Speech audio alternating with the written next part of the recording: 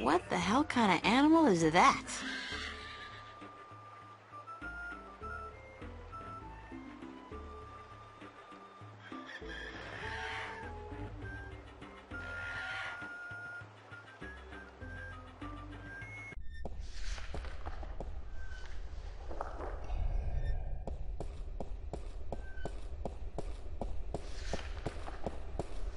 Excuse me, Vestrum Tobias? Tobias. Just call me Tobias, please. I require no ceremony from a distinguished guest such as yourself. Did you enjoy the sights?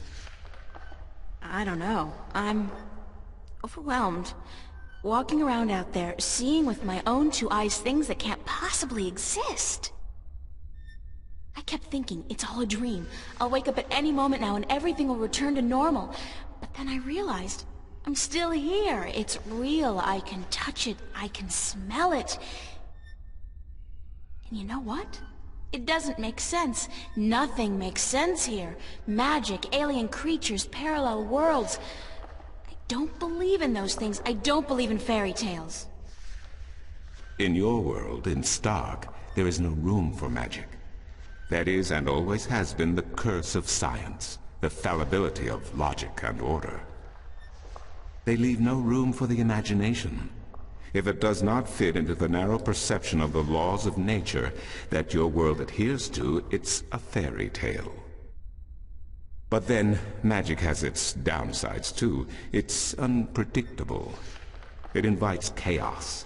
It puts the balance in peril in a way that science alone never could. I keep hearing about the balance, and about Stark, and Arcadia, and... This is probably going to sound strange to you, but I'm clueless. I have no idea what this place is, or what I'm doing here, or... All I know is that something strange is happening in my world, I guess. I had dreams, and the dreams felt so real, and then things started happening in real life too. Things that couldn't happen, and I think I will begin at the very beginning. I believe that is why you were sent here, to learn, to understand, to see for yourself. Like you said, you cannot believe in this place. Well, you will. After you have learned the truth, you will. Come with me, and I will tell you the story of Earth as your books never have. And when your eyes and ears are open to the truth, perhaps your mind will follow. We can only hope. Come.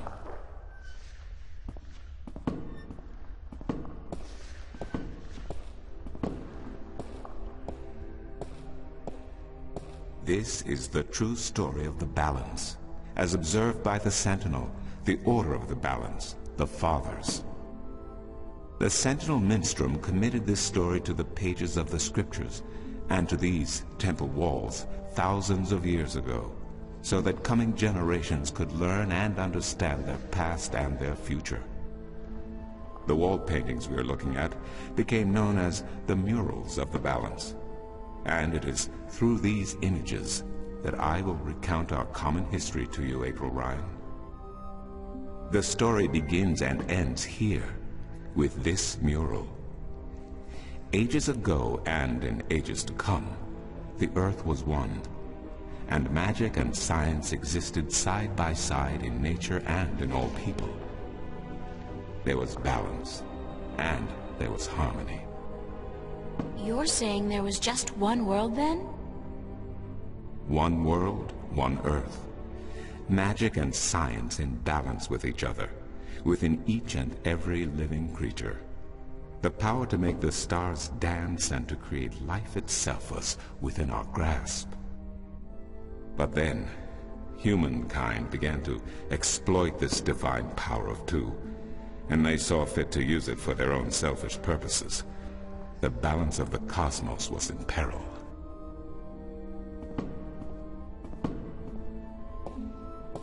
Unless something was done, unless man was humbled and learned to fear the power he wrought over cosmos, the twilight of chaos would fall upon Earth. It had happened before, in distant times and on distant worlds, and it would happen again. and every man, woman, and child of every people and every race would be devoured by the coming apocalypse. We were given a visitation then. The Drag Kin, having lived among us for untold generations, rose to offer their guidance and assistance in preserving the balance on our world.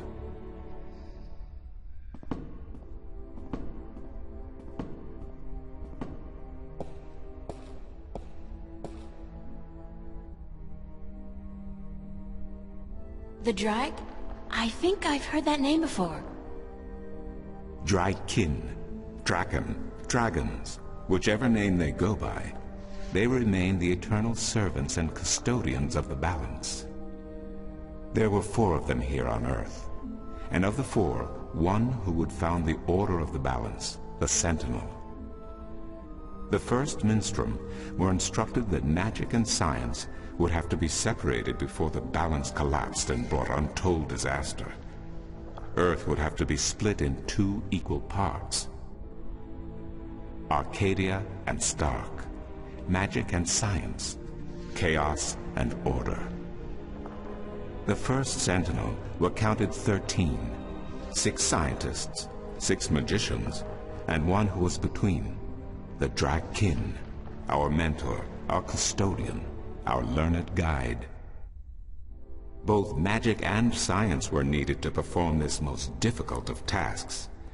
To split a world in 2, to create 2 worlds from 1. Wasn't the use of that kind of power dangerous to the balance? Yes, and so for this purpose, they built a tower to channel their powers and focus them on the divide that they would create. The Kin had brought a disc with them, a disc forged in the fire of their world. Placed at the base of the tower, and the epicenter of the divide, the disc and the tower would become one, a conduit for the flow of magic and science. At the appointed hour, the 13 came to the tower, and with them a woman, whose destiny was decided by the purpose to which she had been born. She would be the first guardian, the human protector of the balance, who would stay in the tower for 1,000 years to watch over the 2 worlds, and to ensure that the flows of magic and science were always equal. And so the ritual began.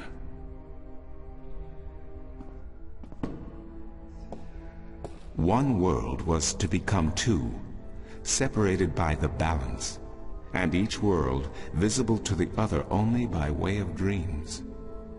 Who was ushered into which world was not an arbitrary choice, nor one taken lightly.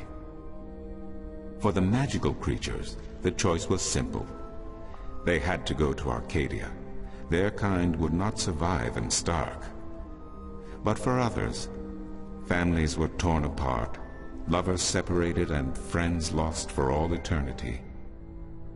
Encircled by the 12 and the one who would be guardian, the disc at the base of the tower began to spin faster and faster as more and more power flowed through it, until it was a blur.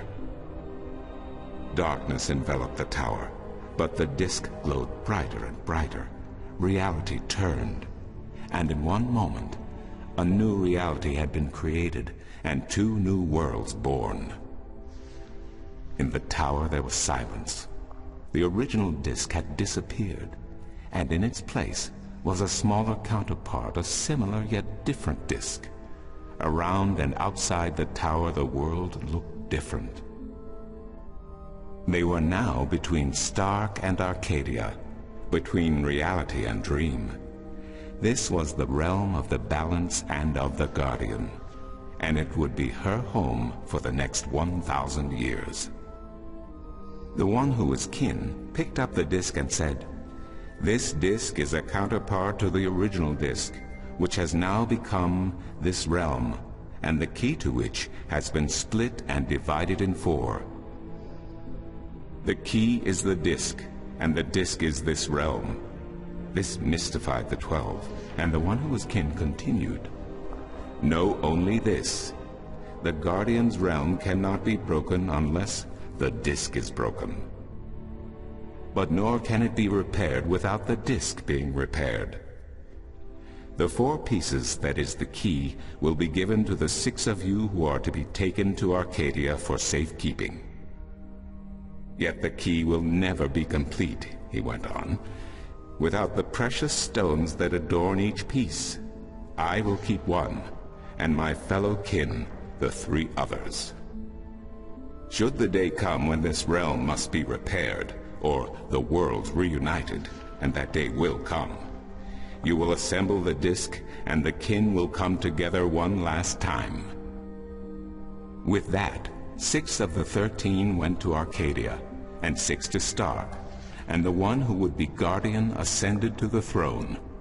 Witness the mural, where her dreams and hopes, her very soul, were locked away in the disc.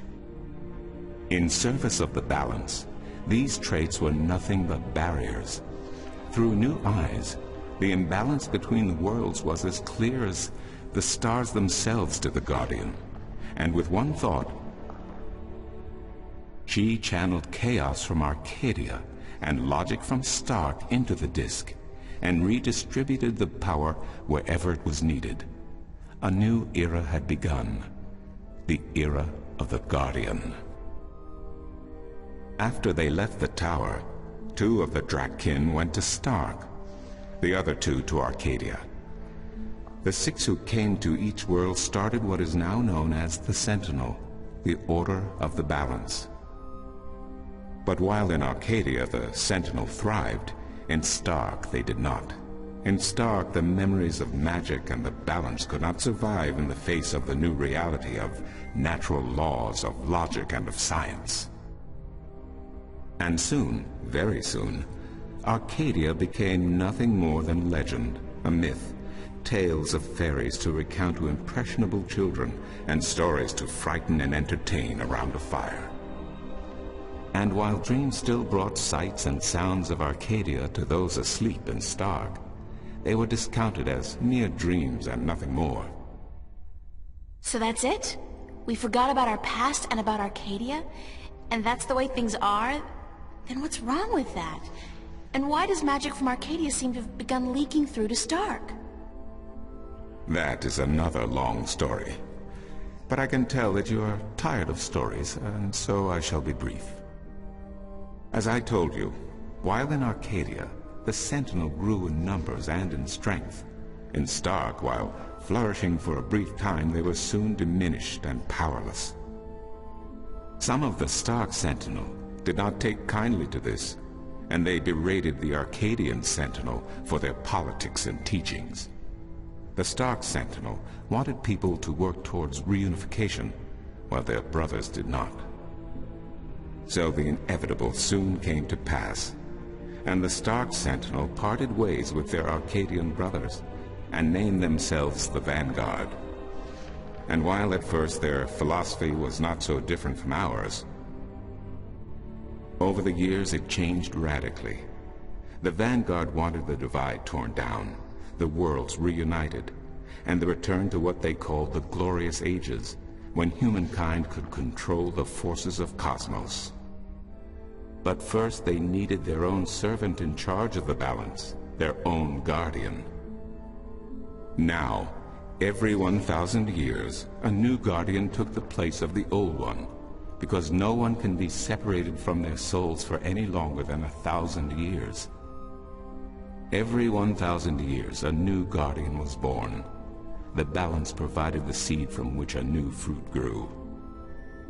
But now, it has been 200 years since the previous guardian, the 12th guardian, was to be replaced.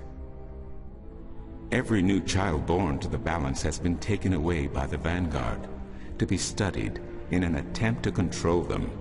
In every instance so far they have failed. But the 12th guardian could wait no longer. Only a short time ago the disc in the tower shattered, and the guardian left his throne.